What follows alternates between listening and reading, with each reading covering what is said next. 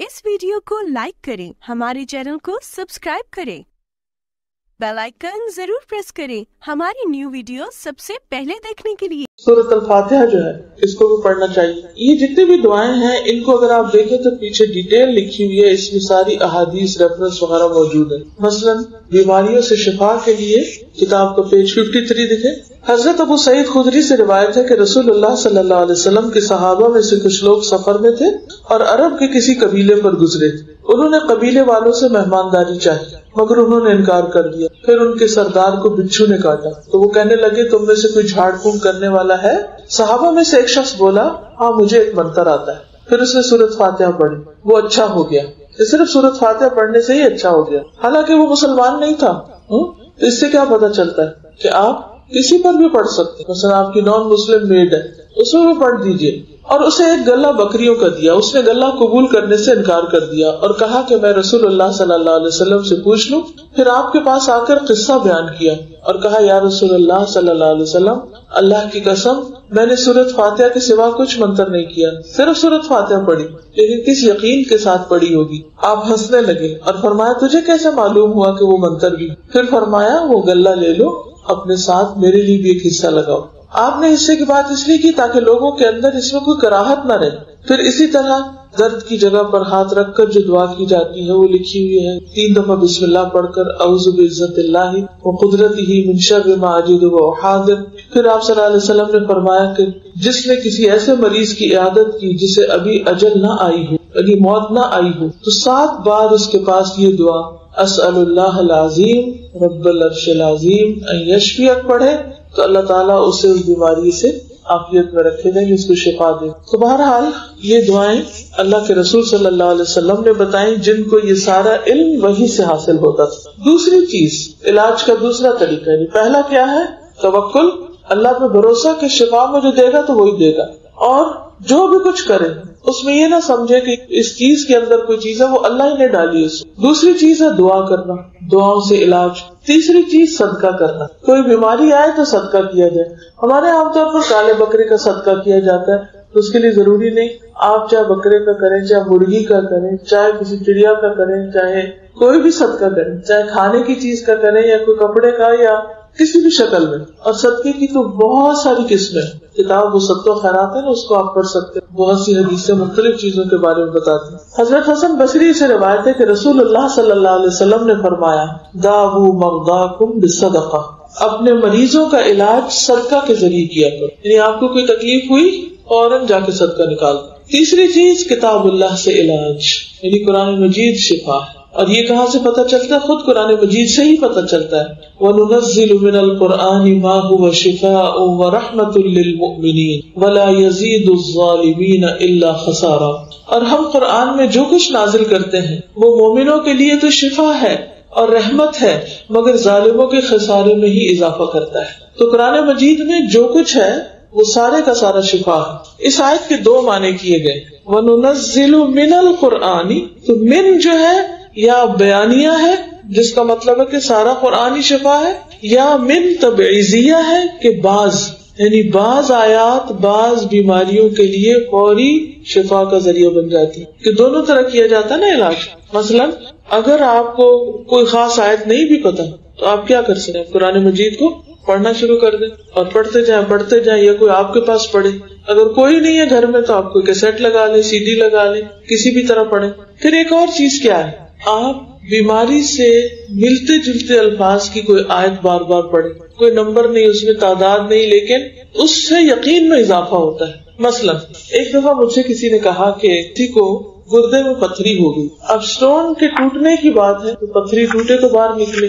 उन्होंने ये आयत पढ़नी शुरू कर दी, व इन्ना मिनल हिजारति लमा यतफज्जरु मिनहुल अन्हार व इन्ना मिनहा लमा यशक्ककु फयखरुजु मिनहुल मा व इन्ना मिनहा लमा यहबितु मिन खश्यतिल्लाह वल्लाहु बिगाफिलिन अम्मा तामलून। पत्थरों में से बाज ऐसे होते हैं जिनसे नहरें बह निकलती, यानी वो फटते हैं तो चश्मे फूट पड़ते, और उनमें से बाज शक होते हैं और उसमें से पानी निकल आता है। जैसे अगर पथरी की वजह से पेशाब में रुकावट हो रही, अब ये आयत ये शक का वो शक हो गया पत्थर, फयखरुजु मिनहुल मा, पानी निकलने। अब उस बीमारी की कितने करीब है ये आयत। ये नहीं होता कि कोई सिर्फ चंद लफ्जों की तकरार, انسان جب یہ پڑھتا ہے اور اس کا معنی اس کو آتا ہے کہ یا اللہ پتھروں کے شک ہونے سے پانی نکلتا ہے، تو یہ جو میرے اندر پتھر ہے اس کو بھی تو توڑ دے. پھر اسی طرح اور بھی آیات لوگوں نے مختلف بیماریوں کے لیے جو قریب تر معنی کی ہیں وہ ڈھونڈی ہے قرآن میں. تو اگر ان کے معنی پر غور کر لیا جائے اور اس سے اگر ایمان میں اضافہ ہو اور یقین میں اضافہ ہو اور ان کو پڑھا جائے تو انشاءاللہ اس سے بھی شفا ہوگی. کیونکہ خود قرآن مجید میں بتایا نا وَنُنَزِّلُ مِنَ الْقُرْآنِ، اور ہم نازل کرتے ہیں قرآن میں سے ما هو شفاء ورحمہ، جو شفا ہے، رحمت ہے. وَأَلْقَتْ مَا فِيهَا وَتَخَلَّتْ، کتنا قریب ہے معنی اس عمل سے. اب یہ بھی ایک سمجھ ہوتی. اب میرے جیسے لوگ بہت بھی پڑھے قرآن تو مجھے سمجھ نہیں آتی کیونکہ میرا مائنڈ اس طرف کام نہیں کرتا، لیکن کچھ لوگ بہت جلدی اس کا معنی امراض کے ساتھ اور مختلف چیزوں کے ساتھ نکال لیتے. تو قرآن تو سارے کے سارے شفا ہے، ضروری نہیں کہ اس میں کوئی بجھارتے نکالی جائیں، لیکن اگر کوئی ایسی چیز ہے، کیونکہ ہوتا پتہ کیا، جب آپ کثرت سے قرآن مجید پڑھتے ہیں تو جو یہ کوئی مسئلہ پیش آتا ہے، جو یہ کوئی بات آتی ہے، تو یک آپ کی زبان پر اس سے ملتی جلتی آیت آنے لگتی اور وہی چیز آپ پڑھے چلے جاتے ہیں. یعنی آپ کو خود سمجھ نہیں آتی کہ یہ کہاں سے یاد آ گئی، حالانکہ اگر آپ اسے ڈھونڈنا چاہیں قرآن میں کہ لکھی ہوئی کہاں تو وہ مل کے نہیں دے گی. لیکن اللہ تعالیٰ آپ کے اس سینے میں جہاں قرآن موجود ہے یا آپ کے دل دماغ میں اگر کوئی چیز ہے تو وہ اچانک آپ کے سامنے آپ کو دکھا دے، آپ کی زبان پہ جاری کر دے. یہ بھی اللہ کا فضل ہوتا ہے. تو جب اللہ کی رحمت آتی ہے تو بس ایک بہانہ ہی بنتا ہے. اسی طرح کچھ لوگوں نے کینسر وغیرہ کے لیے اور کچھ اور بیماریوں کے لیے بھی آیات پڑھنے کا جو انہوں نے خود پڑھی اور ان کو فائدہ ہوا انہوں نے بتایا. جی ان کا سوال یہ ہے کہ بعض لوگ اسماء الحسنی کے بارے میں بھی کہتے ہیں کہ وہ پڑھنے چاہیے، کیا یہ ٹھیک ہے؟ جنرلی اسپیکنگ اگر آپ دیکھیں تو قرآن مجید کی ایک آیت ہمیں ملتی ہے وَلِلَّهِ الْأَسْمَاءُ الْحُسْنَى فَادْعُوهُ بِهَا، اللہ کے لیے ہیں اچھے اچھے نام، ان ناموں کے ذریعے تم اس کو پکارو. اب وہ کون سے نام ہیں؟ سارے نام بھی پڑھ سکتے ہیں آپ. بعض لوگ اس بیماری سے ملتا جلتا یا اس مسئلے سے ملتا جلتا کوئی نام بتاتے ہیں کہ اس کو پڑھو، کوئی حرج نہیں. لیکن یہ جو کسی پہ خود سے پابندی خود ساختہ لگا دینی ہے کہ 300 بار پڑھو یا 1000 بار پڑھو یا رات کے وقت پڑھو یا صبح کے وقت پڑھو یا عشاء کے بعد پڑھو، وہ بعض اوقات لوگوں کو بلا وجہ کی مشقت میں مبتلا کرنا ہوتا ہے. اور نبی صلی اللہ علیہ وسلم کی سنت سے اس کا کوئی ثبوت نہیں کہ آپ نے صحابہ کو کوئی خاص نمبر بتایا ہو اور یہ کہا ہو کہ یہ اس وقت میں بیٹھ کے پڑھو یا اندھیرا کر کے پڑھو یا پانی کے کنارے پہ جا کے بیٹھ کے پڑھو. یہ پھر خود ساختہ پابندیاں ہو جاتی. یعنی نام آپ بتا سکتے، مثلا اللہ تعالیٰ کے جتنے بھی نام ہیں اگر آپ قرآن مجید پڑھنا شروع کریں مختلف مواقع پر بعض نام اس کی مناسبت سے ہیں. مثلا یعقوب علیہ السلام جب رخصت کر رہے تھے اپنے بچوں کو تو انہوں نے کیا کہا؟ اللہ خیر حافظا، یہ اللہ کی صفت ہے حافظ. اب اس وقت انہوں نے یہ آیت پڑھی، گویا اس نام کے ساتھ اللہ کو پکارا. قرآن گائیڈنس ہے نا. اب اگر ہم کسی کو دیکھتے ہیں اس نے ایسا کام کیا تو ہم بھی کر لیتے ہیں اور قرآن مجید میں اس کو ڈس اپروو نہیں کیا گیا. تو جب وہ دیکھتے ہیں کہ اللہ خیر حافظہ انہوں نے پڑھا تو ہم بھی اپنے بچوں کو رخصت کرتے ہوئے اگر ہم دل میں دہرا لیں یا زبان سے پڑھ لیں یا گھر سے نکلتے وقت گھر والوں میں پڑھ کے آ جائیں تو پڑھ سکتے ہیں. اس میں کوئی گناہ نہیں ہے، حرج نہیں.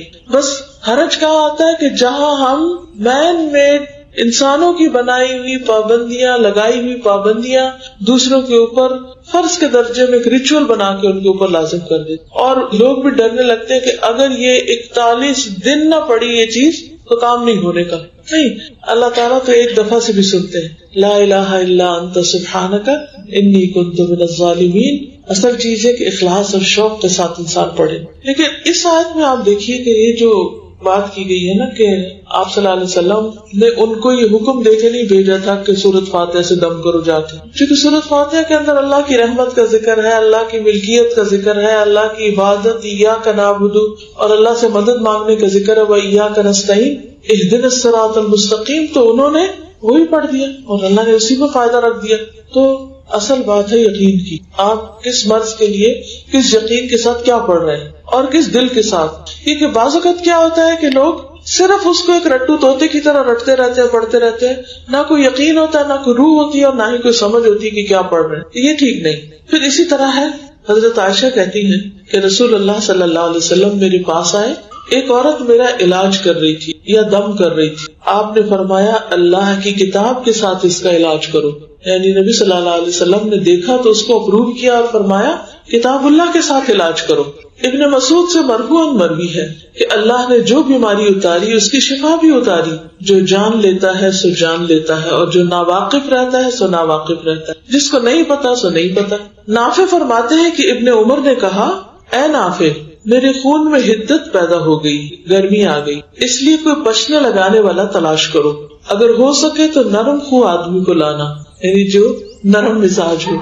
عمر رسیدہ بوڑھا یا کم سن بچہ نہ لانا، کیونکہ بچوں کو بھی اتنی سمجھ نہیں ہوتی، اور جو لوگ ذرا عمر کے پختہ ہو جاتے ہیں بعضوں کا تو ان میں سختی سی آ جاتی. تو اس سے یہ بھی پتہ چلتا ہے کہ معالج کی جو شخصیت ہے وہ بھی اثر ڈالتی، اور مریض اس کے اثرات میں ایک طرح سے آتا ہے، کیونکہ مختلف چیزیں ہمارے اوپر افیکٹ کر رہی ہوتی ہیں نا. مثلا اچھے بااخلاق ڈاکٹر کے پاس آپ جاتے ہیں تو اس کی کمپنی میں بیٹھ کے ہی آپ کو ایسا لگتا ہے جیسے آپ ٹھیک ہونے لگے. اب اس میں یہ نہیں کہ وہ ڈاکٹر جو ہے اس کے اندر کوئی ایسا کمال پیدا ہو گیا ہے، لیکن اس نے اللہ کے حکم کے مطابق اگر اچھے اخلاق یا نرمی یا محبت کا مظاہرہ کیا ہے تو یہ بھی علاج ہی کا ایک طریقہ ہے. یعنی اگر ہم علاج کے طریقوں میں یہ طریقہ بھی ڈال لیں کہ اچھے اخلاق اور اچھے ماحول کے ذریعے علاج کرنا، تو یہ بھی ایک طریقہ ہو سکتا ہے. مثلاً آپ دیکھیے کہ جب کوئی بیمار ہوتا ہے تو عیادت کا کتنا، پیچھے حدیثوں میں آپ پڑھ چکے ہیں کہ عیادت کرنے والے کے لیے 70,000 فرشتے دعائیں کرتے ہیں. اچھا، اس میں کیا ہوتا ہے کہ بعض عیادت کرنے والے اتنے مہربان، اتنے اچھے ہوتے ہیں کہ ان کو دیکھ کر دل خوش ہو جاتا ہے،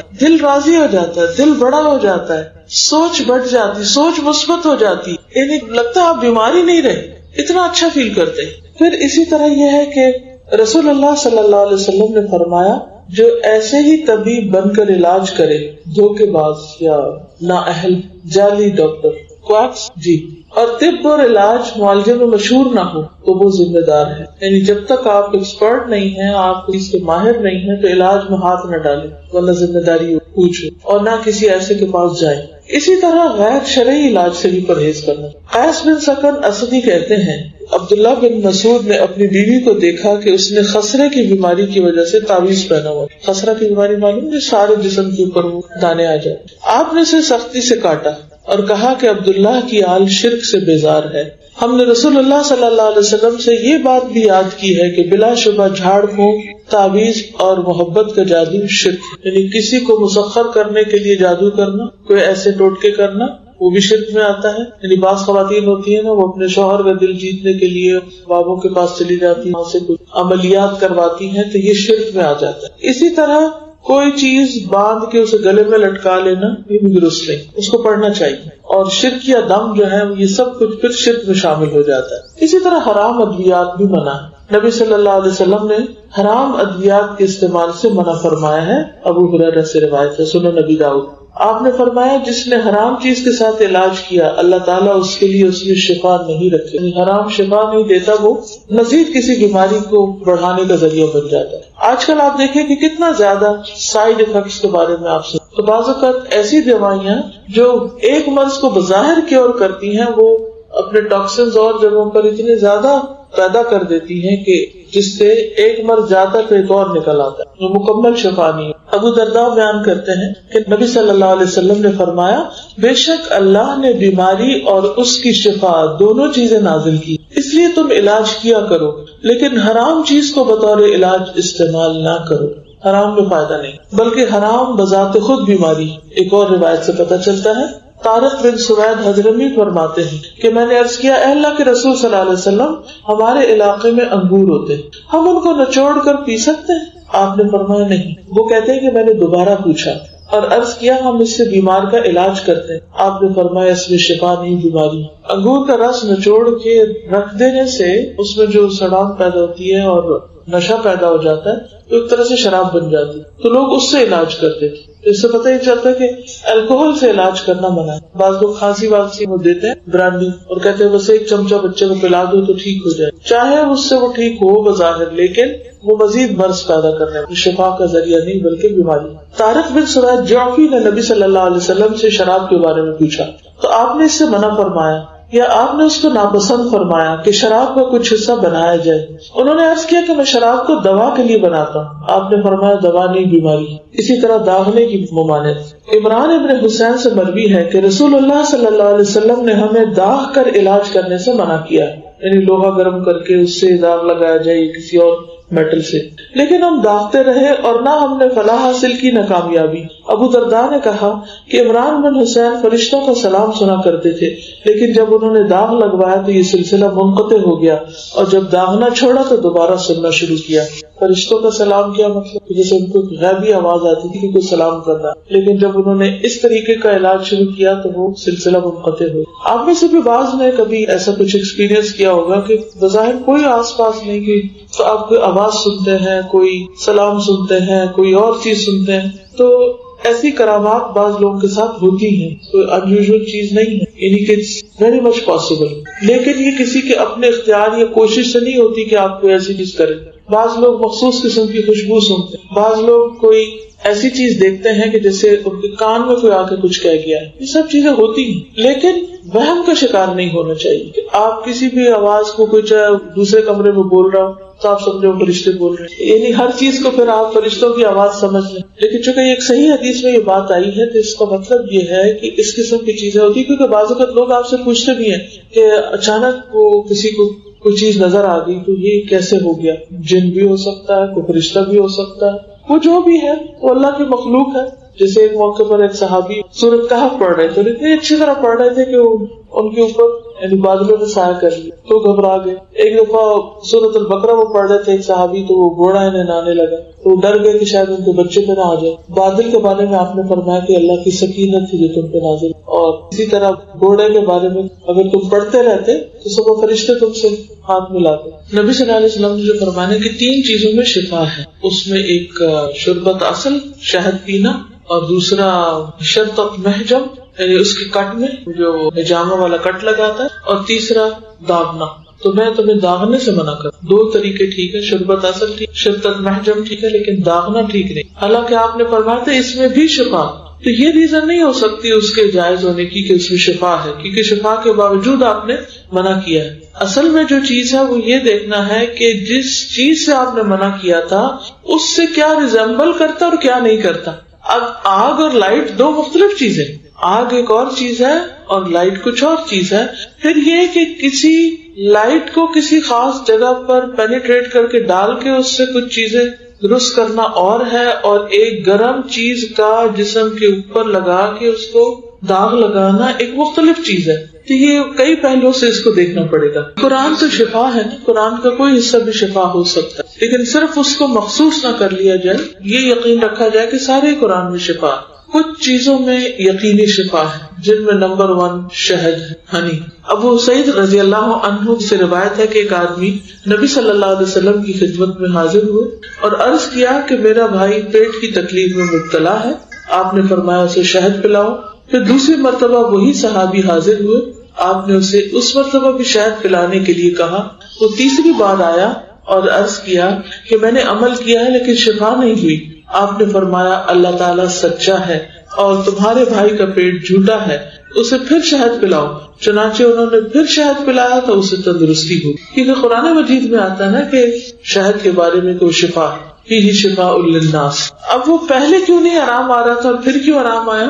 پہلے تو ڈی ٹاکس ہو رہا اور پھر اس کے بعد وہ ہیلنگ ہو گئی۔ پھر اسی طرح آپ صلی اللہ علیہ وسلم نے فرمایا کہ شفا 3 چیزوں میں ہے، شہد پینا، سینگی لگوانا یعنی پچنے کرانا، اور آگ سے داغنا۔